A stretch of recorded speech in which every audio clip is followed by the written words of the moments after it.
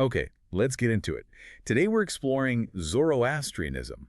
It's a name you might not hear every day, but it's one of the world's oldest surviving religions. And when we say old, we really mean it. This is a faith that started in ancient Persia, what we mostly know today as Iran, and it was founded by a prophet named Zarathustra. Right, and pinning down exactly when he lived is tricky. Historians have this huge range, somewhere between 1500 and 1000 BCE. That's a 500-year window. Yeah, that uncertainty is there, but it doesn't really change the massive impact he had. You have to think about the world back then. What was it like? I mean, most cultures practice polytheism. They worship lots of gods, gods for the harvest, gods for war. Sure, a god for everything. Exactly. But Zarathustra, he completely changed the game. He introduced this radical, brand new idea of monotheism. The belief in one single supreme god. Right. One God who created everything. This wasn't just picking a different God to worship. It was a fundamental shift in how people saw the universe. It really set the stage for a lot of other major religions that came later. So who is this one supreme god? He is known as Ahura Mazda. The name itself translates to wise lord. Wise Lord. I like that. So what defines him? What's he all about? Ahura Mazda is, simply put, the source of all goodness. He's light, he's truth, he's the creator of everything in the universe that is pure and life-giving. The sun, the moon, the stars. All of it. But it's important to know he's not seen as a physical person walking around. He's a spiritual force, all-knowing, eternal, existing in this realm of infinite light. He is perfect order. Okay, so if Ahura Mazda is the creator of all that is good and pure, that brings up the big question. The problem of evil. Yeah. How do you explain all the bad stuff in the world? Sickness, lies, suffering? And Zoroastrianism has a really powerful answer for that right from the start. It's a concept called cosmic dualism. Cosmic dualism. It means the world isn't a finished project. It's an active battleground between two opposing forces. So on one side we have Ahura Mazda representing light and life and truth. Who's on the other side? That would be the spirit of evil, Ungermenu. He's the complete opposite of the wise lord. He's the source of death, disease, lies. Basically everything destructive. So this constant battle between them, that's what explains all the chaos we see. Precisely. Every lie, every illness, every bit of suffering, it's all seen as part of this cosmic struggle. Angermenu is always trying to corrupt Ahura Mazda's perfect creation. And how long does this go on for? It's expected to last for thousands of years. But, and this is key, it's believed that in the end, good will win. Ahura Mazda will have the final victory. That's a huge, epic story.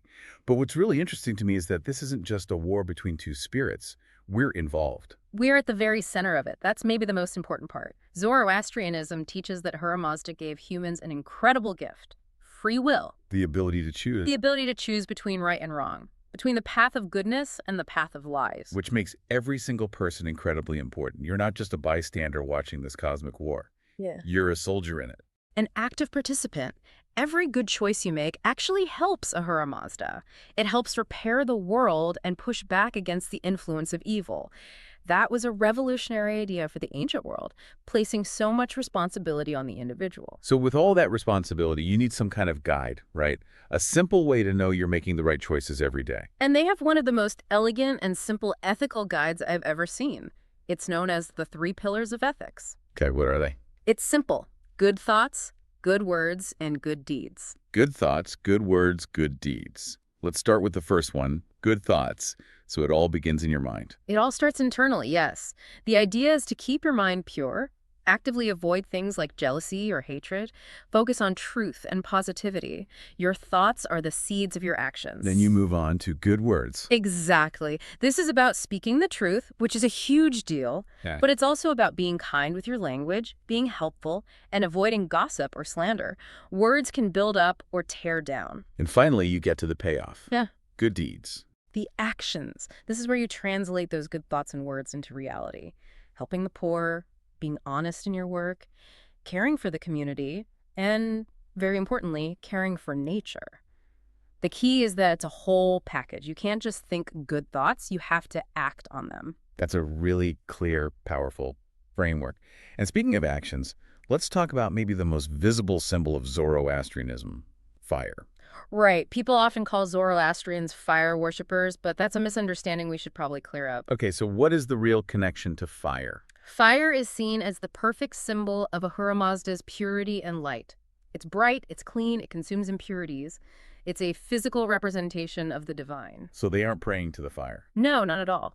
They face a flame during prayer to help focus their minds on the divine light of Ahura Mazda. In their temples, often called fire temples, there's a sacred fire that is kept burning constantly. It never goes out. It's a symbol of that eternal presence. Exactly. And that idea of purity symbolized by the fire, it extends to everything, especially the natural world. This is where it gets really surprising, historically speaking. It's incredible. Zoroastrianism has this deep environmental ethic. The earth, the water, the air, they're all seen as sacred gifts from Ahura Mazda. They have to be protected. So polluting them is what? A sin? It's seen as a form of evil because you're helping Angra corrupt creation. This meant ancient Zoroastrians were pioneers in environmental protection. Can you give us an example? Well, they had these very complex methods for disposing of waste and even the dead, all designed to make sure the soil and water were never contaminated. Their funeral rites are unique because of this. So they were essentially practicing environmentalism as a religious duty thousands of years ago. Way ahead of their time. Things like farming, planting trees, even just being kind to animals, especially dogs and cattle, were considered holy acts. It was this holistic worldview connecting ethics, religion, and the planet. Now let's zoom out a bit to the history. Because a religion this influential didn't stay small.